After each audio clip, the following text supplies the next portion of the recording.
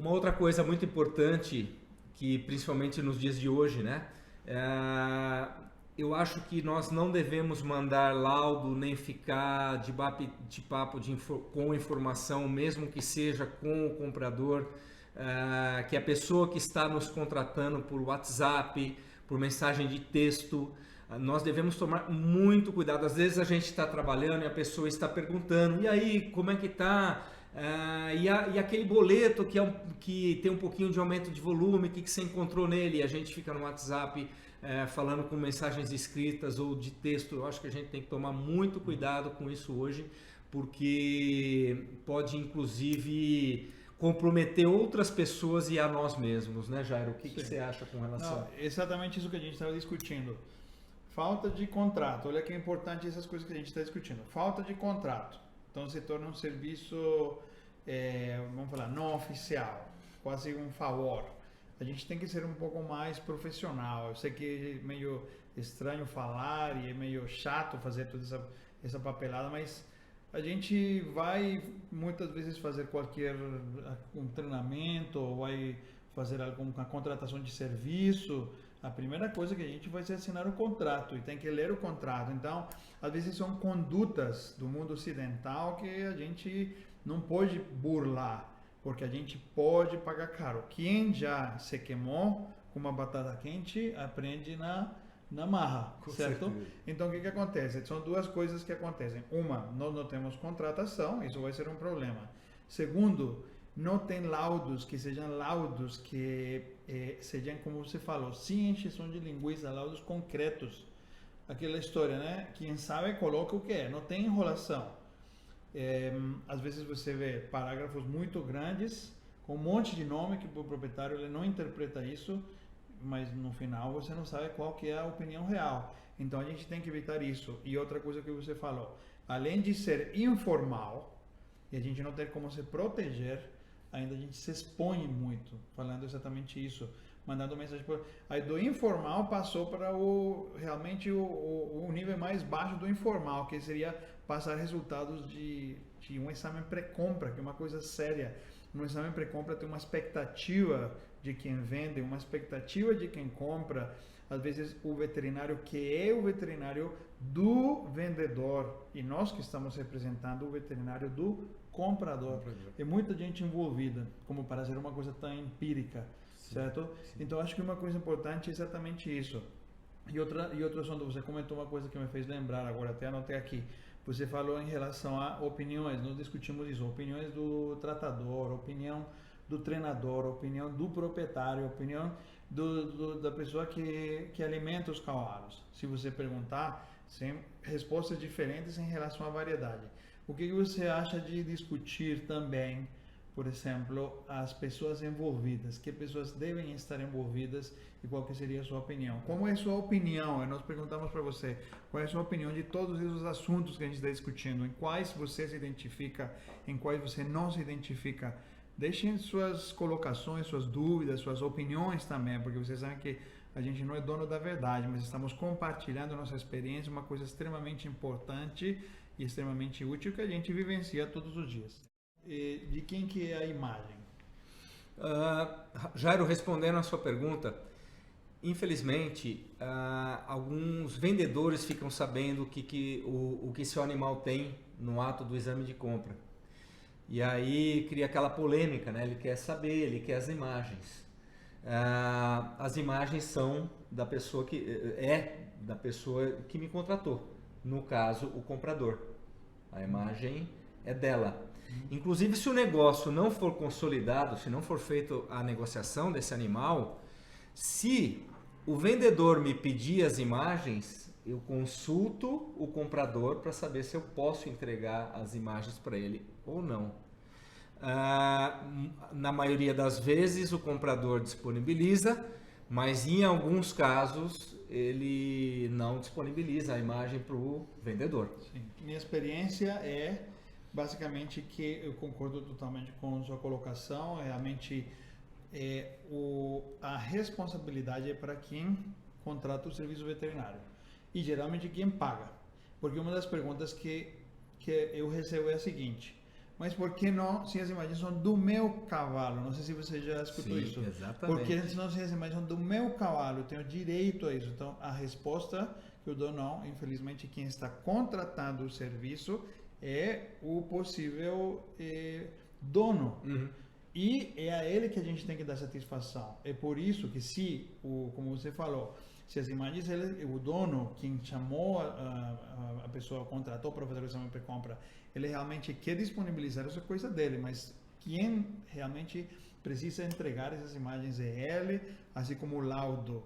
Não é correto, na nossa opinião, que as imagens elas sejam divulgadas e, lógico, o que acontece? Às vezes eu passo por uma situação, é bem comum o que você falou, nós estamos fazendo o exame pré-compra e sempre, né, vocês vão entender isso, né, um radar, né, sempre prestando atenção na sua postura corporal, flexiona o cavalo, manca um pouco e fala, não mancou, está bem, né? E enquanto você faz o exame, fala, esse cavalo ganhou tantas provas, esse cavalo é craque, nunca teve nada, e vem aquela história no ouvido, é vida real, isso acontece. Quando no exame a gente já está fazendo nossa avaliação mentalmente, a gente está fazendo análises desse cavalo durante o exame pré-compra sem falar nada, certo? A gente não tem expressões tipo, nossa, né? Olha, apareceu, coisas assim.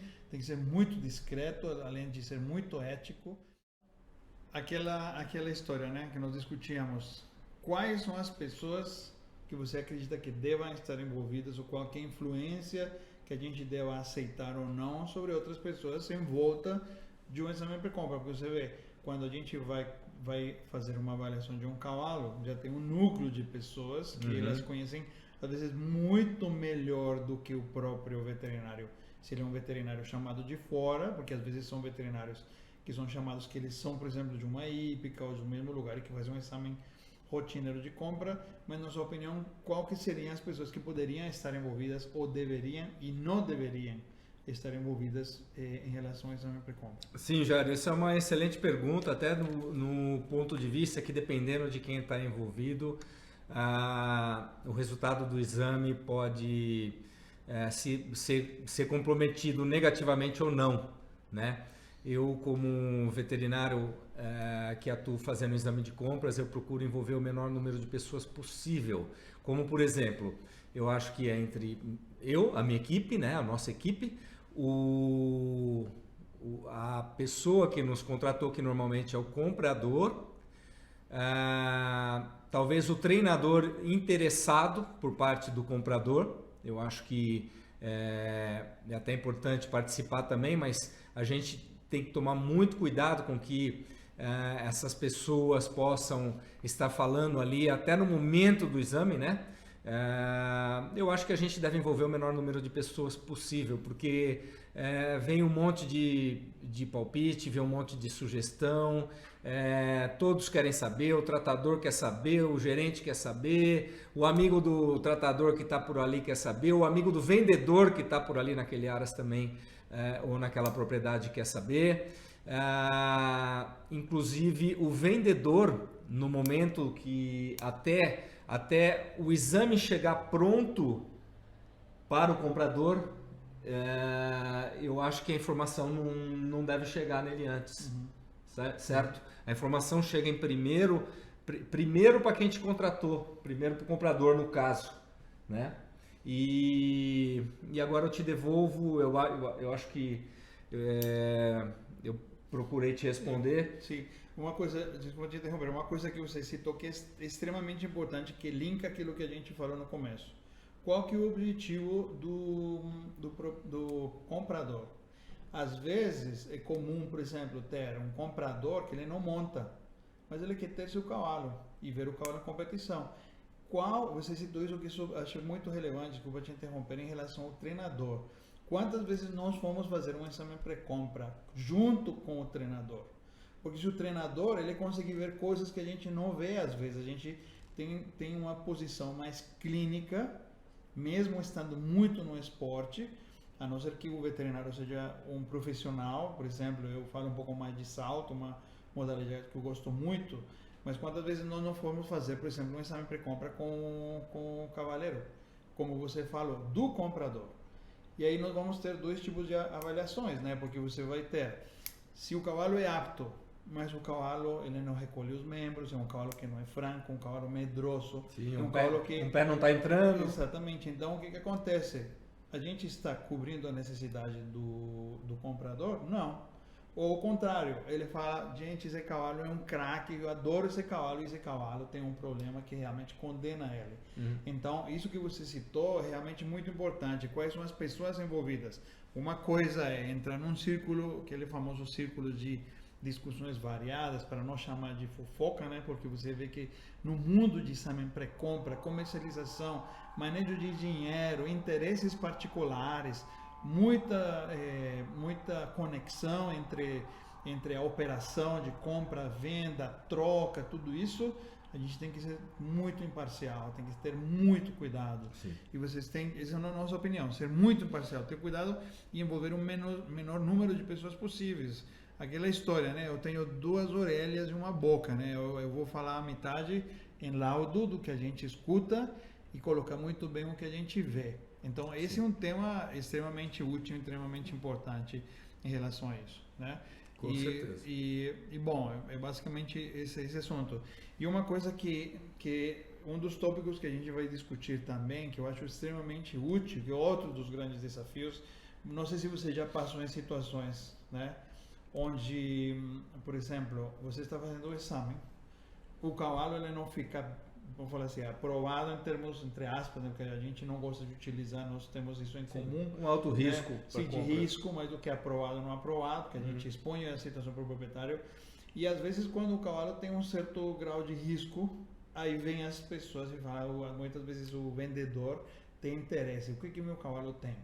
Então às vezes se aproveita uma situação de quase uma avaliação de graça com tudo e o pacote de imagem.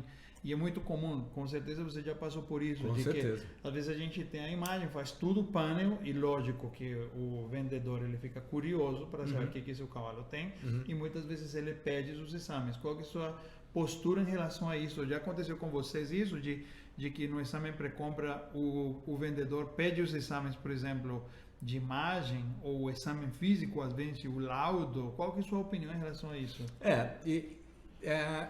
Infelizmente, assim, é uma questão que acontece frequentemente, né? Quando a gente aponta algum problema que o comprador principalmente fica de pensar, porque o papel do veterinário não é atestar ou desatestar um cavalo, aprovar ou reprovar um cavalo. A gente a gente faz nossos apontamentos mediante a condição daquele cavalo para o objetivo do comprador, né? Mas a gente não fala compra ou não compra. Se o cavalo tiver algum problema que possa vir a apresentar ou comprometer esse cavalo no futuro, quem decide se compra ou se corre o risco é o comprador. Às vezes na imagem você tira a radiografia e encontra na interfalática distal aquela clássica radiografia onde você sabe que o risco dispara. Uma potencial artropatia da interfalática distal. Só colocando um exemplo. Claro, você olha assim no raio-x, você aumenta a imagem, vê todos os olhares em cima, as pessoas olham sua expressão e vê um clima, aquele clima de alguma coisa ela encontrou. E a gente fazendo um clima de, eu não vou comentar, porque falam, e aí, está tudo bem, doutor? Então, o que acontece? Nós temos que ser muito discretos, né? Sim. Já aconteceu com você isso? Com certeza. Às vezes as pessoas chegam antes que a gente na tela. A gente faz o disparo, a hora que chegar na tela tem que pedir, com licença, deixa eu ver o raio-x aí, porque fica todo mundo curioso mesmo. Mesmo que seja o tratador do cavalo, né? Mas a gente tem que procurar ser discreto e não expressar o que o cavalo tem ali no momento. E sempre quando me perguntam, eu sempre respondo isso: olha, eu estou fazendo esse exame de compra para o fulano e a imagem ele tem que ser o primeiro a saber. Então vocês vão ficar sabendo depois, ou não vão ficar sabendo, né? E tem um monte de histórias para contar relacionadas a isso. Sim, então vocês veem que coisa interessante. A gente discutiu várias coisas que a gente nem entrou ainda no exame clínico do cavalo. Sim. E a gente fala exame pré-compra, é quase um jogo de xadrez. A gente precisa saber todas as coisas que estão em volta. Olha aqui que nós discutimos. Nós discutimos em objetivos, qual é que é o objetivo do exame pré-compra. A gente reconheceu alguns desafios, que não são todos os desafios que a gente tem, discutiu um pouco dos desafios de cada um e ainda nós expomos a nossa opinião em relação a cada um deles. Certo? Sim. É um assunto muito rico, muito útil, é um assunto que é pão de todos os dias e vocês sabem que não tem um treinamento específico, não tem um curso específico, não tem um capítulo de um livro específico falando sobre como fazer um exame pré-compra. Isso se torna totalmente heterogêneo, ele dá para analisar de várias formas diferentes o que acontece na vida real. Então, nosso intuito é basicamente ir dando nossa opinião, contando nossa experiência, levantando pontos que nós consideramos relevantes para saber também a opinião de vocês. O que você acha? Você concorda? Você não concorda? Dá sua opinião, porque um dos objetivos que a gente tem com essas discussões é principalmente dar um valor agregado, dar a nossa opinião, destacar pontos que a gente considera relevantes, colocar dúvidas, responder, entre as próprias pessoas podem discutir outros assuntos, que são assuntos totalmente pertinentes, porque, claro, uma coisa que a gente leva em consideração é que o exame pré-compra, ele acontece no mundo inteiro, não importa se é América, África, Europa, Ásia, Oceania, etc. Em todo lugar acontece. Então, é um tema extremamente importante, extremamente relevante. Por enquanto, muito obrigado pela atenção. Nós estamos aqui ainda contribuindo um pouco mais da nossa experiência. É muito bom receber suas opiniões, coloquem seus comentários e suas dúvidas. E com certeza nós teremos outros vídeos que nos permitirão discutir outros assuntos, porque sempre como a gente discutiu, acho que 5% do exame. Com certeza, né? Muito vasto. Sim. Então, muito obrigado, muito bom aí nosso bate-papo e vai ser muito bom nos encontrarmos depois. Isso aí, pessoal. Muito obrigado pela atenção de vocês e até a próxima vez. Um abraço.